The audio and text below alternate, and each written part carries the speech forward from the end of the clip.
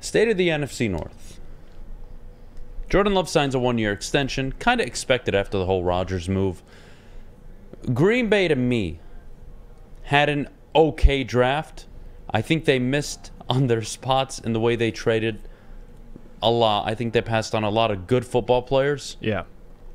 But this is still a good secondary. They've got some good players on the defensive line and the linebacker position. Offensively, Aaron Jones, A.J. Dillon, you can respect it, but it's not carrying you to the playoffs. Romeo Doubs, unproven. Christian Watson, they got Jayden not Reed. A reliable one. He still has a lot of work to do. Yep.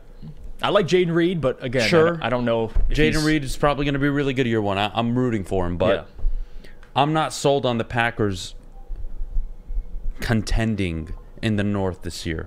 We'll go to the Vikings. They hired Brian Flores, and that's the end of the Vikings story. And then there's the the Chicago Bears, who spent almost $80 million on 2 linebackers and had themselves a draft. They got the offensive lineman they wanted. They traded back a spot. They made some moves. Okay, no problem.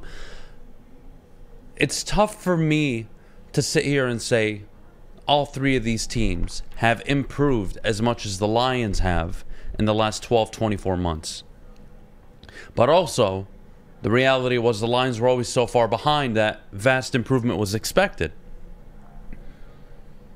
I think 10 wins the division in the North this year. I agree. I think 10-7 gets the job done. Now, what teams do I think will get to that 10-win mark, or who will get close? Obviously, I think the Lions are going to win 10, 11 games this year. Chicago, I wouldn't put it past them to win 6 or 7. Yeah. Depending on luck. I'm still not sold on Justin Fields throwing the ball. If he comes out and hits 64, 65% of his passes, DJ Moore is having himself a year, Darnell Mooney has a bounce-back year, and they're much more stable on offense, okay, you can pitch me on Chicago win 7, 8, maybe even 9 games. And their defense will be better. Absolutely. Yeah.